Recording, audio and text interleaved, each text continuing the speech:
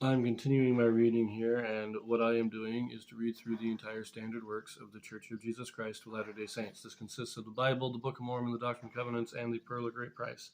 I am reading in a chronological order of events, not according to publication or volume, so I will be skipping around just a little bit as I move along.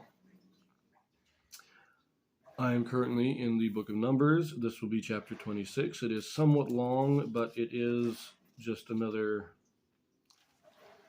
census, so it shouldn't take too long to read it. But before I read it, I do want to mention that by this time, the 40 years wandering in the wilderness is almost over. They've been wandering. Moses and Aaron both died in the same year, and it was the last year of the 40 years. They had been wandering for 40 years when Aaron and Moses died. And Aaron is already dead. We're getting to near the end of the story, so Moses will be dying soon. He'll technically be translated, but anyways. So this has been 40 years in the wilderness. Remember, the book of Exodus ended in the first year after they leave Egypt. The book of Leviticus lasted for only 1 year, not even quite a year. And the book of Numbers picked up in the second year after they left Egypt, or exactly 1 year after they left Egypt, because it was the first Passover after leaving Egypt is where Numbers picks up. So now we've been 40 years. Just wanted to make that clear. So now, chapter 26. Moses and Eleazar number Israel on the plains of Moab near Jericho. Males 20 years and older, excluding Levites, total 601,730. Only Caleb and Joshua remain of those numbered at Sinai. Okay, so remember, they had their first census at Sinai, and it was 603,000 and some. So here we go. And it came to pass after the plague that the Lord spake unto Moses and unto Eleazar the son of Aaron the priest, saying, Take the sum of all the congregation of the children of Israel from 20 years old and upward throughout their father's house, all that are able to go to war in Israel.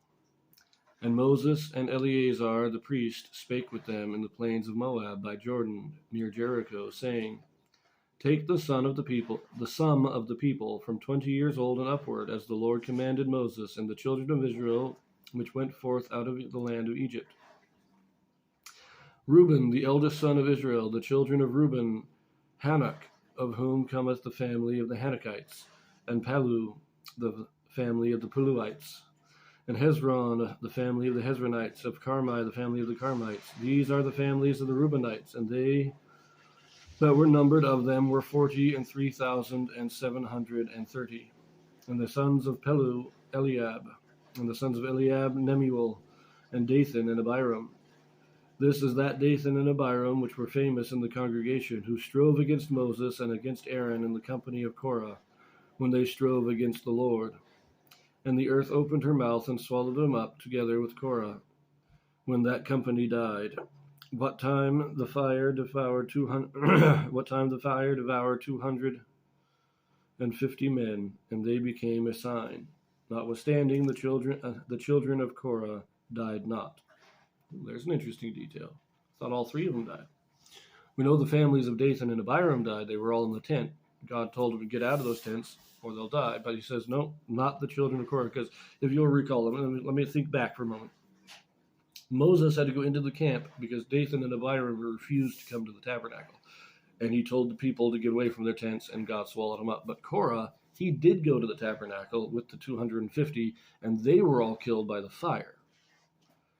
So because he wasn't in his tent was not swallowed with Dathan and Abiram's, and so his family was not killed, only he was. Now that's an interesting detail that I didn't notice before when reading that story. Anyways, verse 12. The sons of Simeon after their families, of Nemuel, the family of the Nemuelites, of Jamin, the family of the Jaminites, of Jachin, the family of the Jachinites, of Zerah, the family of the Zerhites, of Shaul, the family of the Shaulites. These are the families of the Simeonites, 20 and 2,200. The children of Gad after their families, Zephon, the family of the Zephonites, of Haggai, the family of the Haggites, of Shuni, the family of the Shunites, Of Ozni, the family of the Oznites. Of Eri, the family of the Erites. Of Arod, the family of the Arodites. Of Ereli, the family of the Erelites. These are the families of the children of Gad, according to those that were numbered of them, 40,500. The sons of Judah were and Onan, and and Onan died in the land of Canaan. And the sons of Judah after their families were of Shelah, the family of the Shelonites. Of Pharez, the family of the Pharezites. Of Zerah, the family of the Zarhites. And the sons of Pharez were of Hezron, the family of the Hezronites. Of Hamuel, the family of the Hamuelites. These are the families of Judah, according to those that were numbered of them, 16,500. Of the sons of Issachar, after their families, Tola, the family of the Tolahites. Of Puah, the family of the Punites. Of Jashub, the family of the Jashubites. Of Shimron, the family of the Shimronites. These are the families of Issachar, according to those that were numbered of them, 64,300. Of the sons of Zebulun, after their families, of Sarah, the family of the Sardites. Of Elon, the family of the Elonites. Of Jaleel, the family of the Jaleelites. These are the families of the Zebulunites, according to those that were numbered of them, 60,500. The sons of Joseph, after their families, were Manasseh and Ephraim. And the sons of Manasseh, of Machir, the family of the Machirites. And Machir begat Gilead. Of Gilead came the family of the Gileadites. These are the sons of Gilead. Of Jezer, the family of the Jezerites. Of Helek, the family of the Helekites. And of Azriel, the family of the Azrielites. And of Shechem, the family of the Shechemites. And of Shemida, the family of the Shemidaites. And of Hefer, the family of the Heferites. And Zelophehad, the son of Hefer, had no sons but daughters, and the names of the daughters of Zelophehad were Mala and Noah, Hoglah, Milcah, and Tirzah. These are the families of Manasseh, and those that were numbered of them 52,700. These are the sons of Ephraim after their families. Of Shuthula, the family of the Shethulhites. Of Becher, the family of the Becherites. Of Tahan, the family of the Tahanites. And these are the sons of Shethula. Of Eran, the family of the Eranites. These are the families of the sons of Ephraim, according to those that were numbered of them, 32,500. These are the sons of Joseph after their families. The sons of Benjamin after their families. Of Bela, the family of the Belaites. Of Ashbel, the family of the Ashbelites. Of Hiram, the family of the Hiramites. Of Shupham, the family of the Shuphamites. Of Hupham, the family of the Huphamites. And the sons of Bela were Ard and Naaman. Of Ard, the family of the Ardites. Of Naaman, the family of the Naabites. These are the sons of Benjamin after their families. And they that were numbered of them were 45,600. These are the sons of Dan and their families. Of Shuham, the family of the Shuhamites. These are the families of Dan after their families. All the families of the Shuhamites, according to those that were numbered of them, were 64,400. Of the children of Asher after their families. Of Jimnah, the family of the Jimnites. Of Jeshui, the family of the Jeshuites. Of Beriah, the family of the Beriites. Of the sons of Beriah, of Heber, the family of the Heberites. Of Malchiel, the families of the Malchielites. And the name of the daughter of Asher was Sarah. These are the families of the sons of Asher, according to those that were numbered of them, who were 53,400. Of the sons of Naphtali, after their families, of Jaziel, the family of the Jazielites. Of Gunai, the family of the Gunites. Of Jezer, the family of the Jezerites. Of Shillem, the family of the Shillemites. These are the families of Naphtali after their families, and they that were numbered of them were 45,400. These were the numbered of the children of Israel, 600,000 and 1,730. Ooh, that was a long list, a lot of weird names. Of course, weird to us maybe. No, it wouldn't have been weird back then, but looking at the genealogies, it doesn't seem like it's scripture. I mean, why do we need to know all these families and all these names? But we could ask the same thing about genealogy today. See, God has always had the faithful keep a record of their families, because your inheritance is through your family. Even today, we keep a record in the church of every family, of every person, and we know who they are descended from. Genealogy isn't just for the work of the dead, but it is to connect the living to the dead so that we can be one family. And for any of those who are interested in history, these things are fascinating. Like I did, was it Dan had only one son? What happened to him?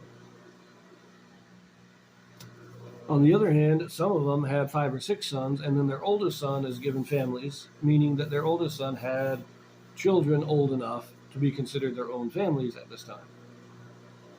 So, fascinating stuff for historians, but still important doctrinally. Anyways, let us continue.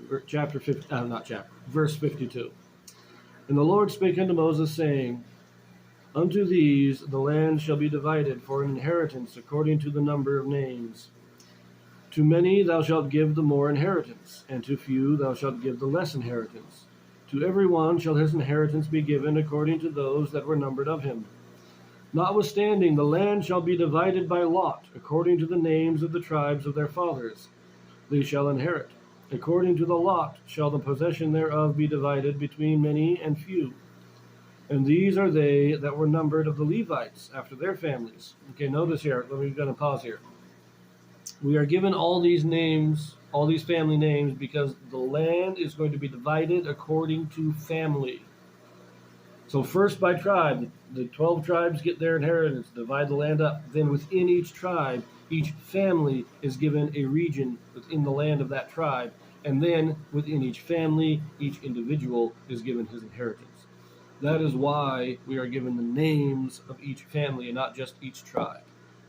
But you will remember, Levi was not counted in that. So now we're going to get Levi's census.